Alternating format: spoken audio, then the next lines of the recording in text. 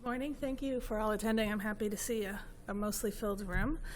So I'm Laura Morse. I'm the Director of Library Systems at Harvard University. And in order to have a little bit of time for questions and feedback, I'm going to go relatively quickly. But don't fear, I have a handout that I'm going to distribute during the question and answer session that has all of the links and more information for you to take home with you.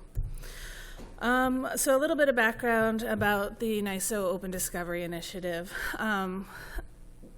This initiative began as a work item back in 2011 at the ALA in New Orleans. And this was because at that time, the uptake in library discovery services was really hitting a breaking point and being adopted by thousands of libraries. And after the sales pitches, most of us discovered that life wasn't quite the perfection that we heard when we were being sold the systems, and that there were some major issues related to, from the library perspective, content provision, and that content providers and discovery providers all had equal concerns about the evolution of these systems moving forward.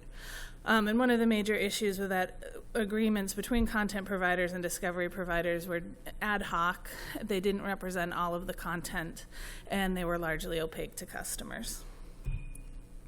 Fast forward a brisk 3 years, and the recommended practice was released right before ALA last year. The recommended practice includes a vocabulary because it quickly became apparent that all of 3 different stakeholder groups represented in this initiative had slightly different terms and understandings of what it was we were actually talking about. The recommended practice has a few provisions, and I'll go into those in a few minutes, but one of the important things that is really being focused on now were mechanisms to help libraries evaluate how content providers and discovery providers were working within this ecosystem. So what is the recommended practice? First of all, it's a technical recommendation outlining the data elements that should be exchanged, including recommendations for formats and methods of delivery, usage reporting, and updates, as well as rights of use. It's a way for libraries to assess how content providers and discovery providers are working in this space, and it's a model for assuring that there is fair and unbiased indexing and linking in these systems. So why does this all matter? Well, it matters because it hopefully will help simplify the process of data exchange between content providers and discovery vendors. It hopefully will resolve some of the concerns related to contributing content and will encourage participation in discovery. And it mitigates some of the technical and legal issues and concerns that were raised as the best practice started. So I'll go through, and I take your point completely, Bruce, and I'm going to bring that back to the rest of the ODI Standing Committee as we work through the next phase in education, which is really to reach out to libraries, because I do agree that we share equal responsibility for making sure that this is a success. But one of the biggest issues related to content providers is participation. The recommended practice outlines that both core metadata, so that's citation type metadata, as well as full text and original content, and enriched content, so things like subject headings and A&I content, be shared equally to all content providers. The recommended practice includes methods for disclosing to users or to libraries how well you conform with the best practice. And it also includes some information about technical standards to allow folks to easily become participants in sharing data. For discovery providers, there's also a lot of information on disclosure because there are concerns related to how data is used once it's given to a discovery provider. A lot of information about linking and how linking decisions should be made available to libraries to determine how content is linked to, as well as some more information about following data transfer best practices.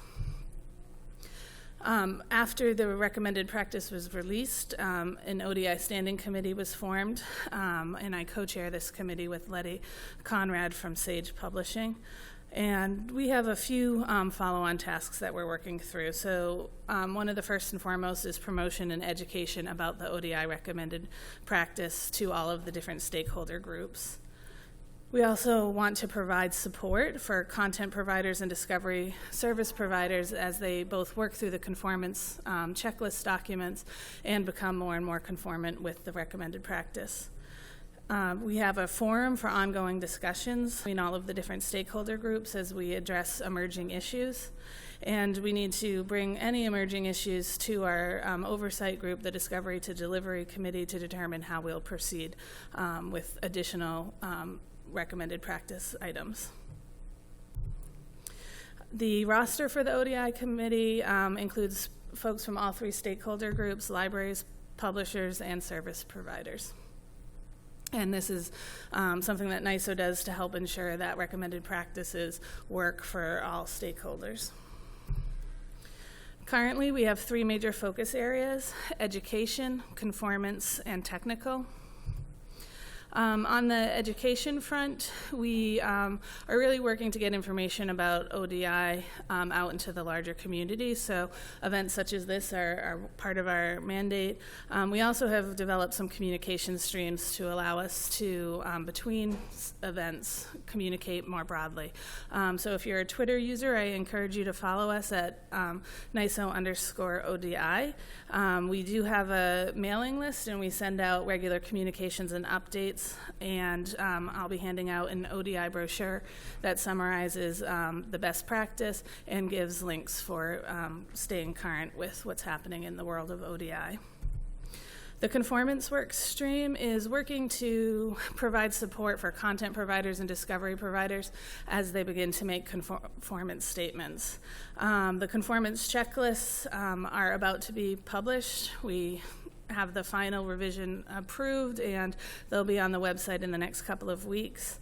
As well, you can look forward to some press releases from our early adopters who are willing to make their conformance statements public, and those will be coming out at the end of June.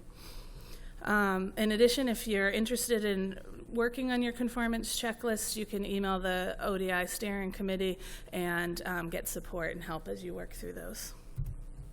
On the technical front, this subgroup is focused on ensuring that technology is not a barrier. We know that there are various sizes of content providers with various levels of technical resources. So this group is really focusing on some of the outstanding outlines or items in the recommended practice related to APIs, linking, and usage reporting to take down some of the barriers to participation in those areas. For ODI participation, we do have a website on the NISO website or web interface, and we have the full PDF of the recommended practice there for reading, and also links to additional content and support. And we really do encourage content providers and vendors to truly adopt the ODI principles and honestly disclose conformance information to libraries. And hopefully soon we'll have a little bit more on that as to expectations for how libraries can help in this space. Thank you.